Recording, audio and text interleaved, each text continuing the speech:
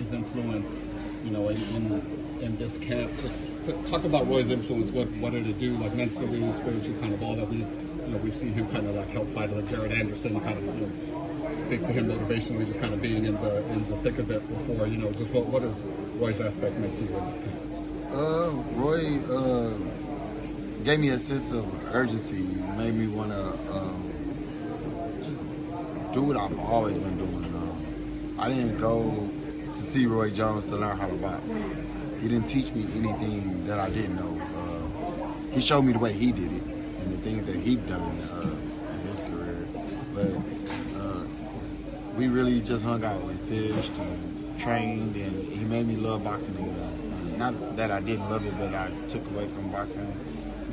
I mean, if you're not at the top of your game, why go, just go put my life on the line, get hurt or something like that, when I could have just, took care of my family first and took care of myself.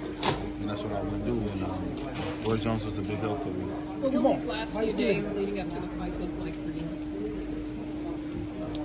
The last few days leading up to the fight would be just stay focused. I'm a little anxious, a little nervous, see how I'm gonna do, not necessarily really worried about anything, but I just want everything to be like it's always been. What level of anxiety? Like you said, a little anxious, maybe because you seem like obviously a confident pro, could you, like doing championships and all that. When was the last time you said you felt this level of anxiousness? Well, it's a different fight because you have a fighter. He's like, I'm not talking reckless or down on him or anything, but this is a fighter that's seen some good things. Those two fighters keep falling. If you were on there, it wouldn't have felt. Yeah. Put it on your shoulders. It's a fighter makes the difference, Jose seemed to understand what he's getting himself into, and I could tell that like he's saying things out of like, I guess I want to say he's desperate to get a reaction from me, and I'm not giving him a reaction. So like he's clowning himself by trying to be the hard guy, I guess I really don't understand their concept of like, little brother, big brother type thing with whatever they have going on. David is over here dapping me off, and the dad, they all walking around me all cool, but the brother's not even with David. I'm peeping everything. Jose's sitting over here in the corner by himself with his wife or whatnot. They're not even talking to each other. They got something else going on. I'm not into all this shit. I'm here to fight. I feel like he's a little bit on the edge or whatnot. It's a fight now. Like, that's one thing that the 2 years helped me do is find settlement in boxing. It's gonna be a boxing match. In the past, y'all would see me want to just, I do kind of flip back out a little, spaz out sometimes. But, I try to be in control of that more now that I'm, back to where I want to be. And he just kind of, I don't know, he got a lot to prove.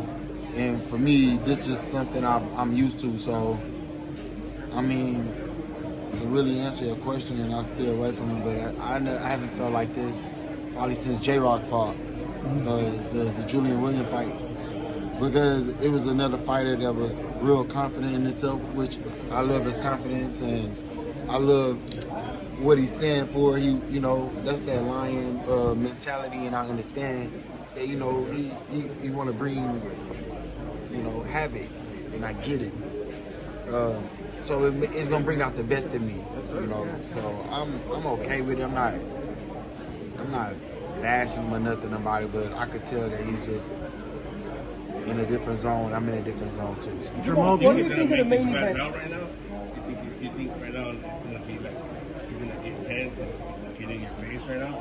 What you mean at the? Jose, you think he's gonna get crazy right now and start pushing and shoving and putting the show? I doubt it. I mean, I'm not, man. I don't even know dude like that. I've seen some crazy run-ins with like Terrence Crawford, Danny Jacobs, people that he fought. That's just how he is. So, like I said, you just got to be ready for whatever. You know, he talks like this and talk like that. But I doubt it. I mean, we've been in the room all this time. If he really felt like that, rather than when the cameras get the roll, it would have been popped off. You know what I mean? Like, you know, he can say what he want to say. Same thing about like, you know, like playing. We in the back talking, doing our thing, whatever. You know what I'm saying? I'm fucking with him, aggravating or whatever. But it wasn't nothing serious until the cameras come up. You know what I'm saying? They're like, oh, okay, boom. You see the cops and the cameras and everybody. That's when you want to turn up. But it's cool. Viral. Nah, that's cool. That's when somebody want to go viral. So, you know, I doubt if it get like that. But if it do, we'll see what happen in a minute. Jermall, do you think What do this? you think of the main event tonight? Who wins? I think the seasoned vet and Demetrius make the fight a lot more complicated for David Benavidez, more than a lot of people can probably see. I think Demetrius is a very talented fighter. Big, strong guy, can crack a little bit. But Benavidez put some type of pressure on other fighters to the point where they can call him the Mexican monster. He has to be some type of force, and I feel like he'll hold his ground. I don't know who will win. Let the best man win. I'm not calling the fight, but I'm pulling more for Demetrius in this fight, just seeing off the experience and talent.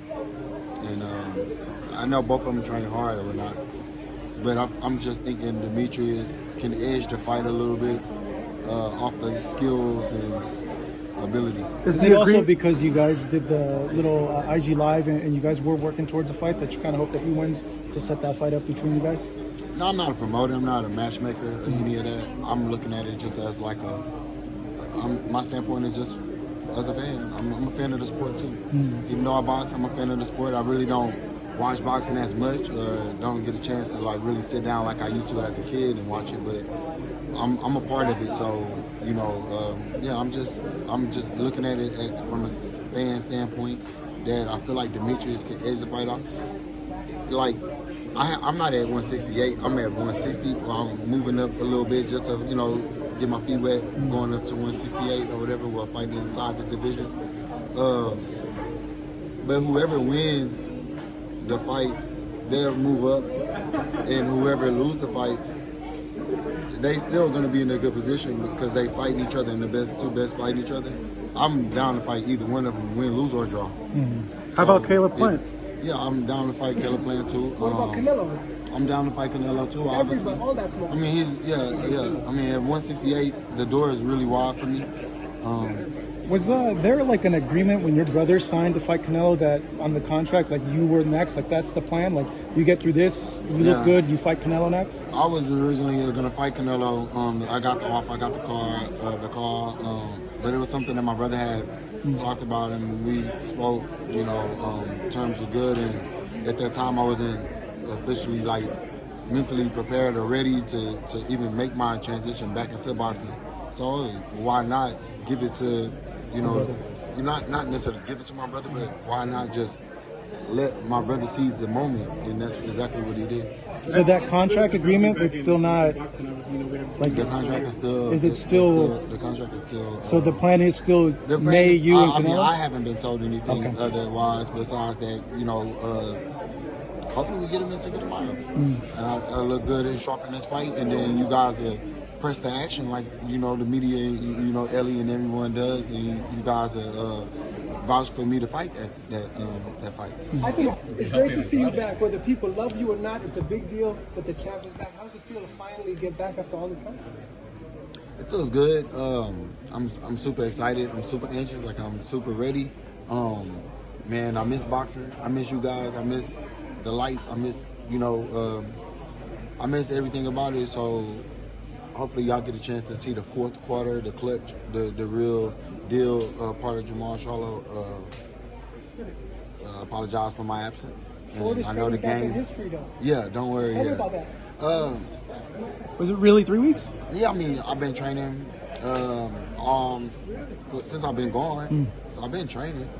But whenever you call camp a camp, like when camp really formed and became camp, it was like, yeah, a couple of weeks. Like I don't need a whole bunch. I mean, what more can I learn besides more sharpening up? You know, and then for this fight, I'm okay with being a little rough around the edges. You know, my first fight back in 2 years, I'm okay with being rough around the edges. And if so, I work on those things, and that'll give me something to look forward to. Is that because you're confident in you and the skills you have, regardless of what shape Jose's in, or is there other reasons? I mean, I'm pretty sure he's in great shape. You get a chance to spar his brother. I mean, they look like they doing great in the gym. I mean, I'm not really focused on what he does. I know what I'm capable of. So I'm gonna get in there and just try to be the best Jermall Charlo I can be. The fastest I throw punches, the fastest I can throw them, the strongest I can throw them, make the moves at the right time. I just want to be on my P's and Q's when it's time.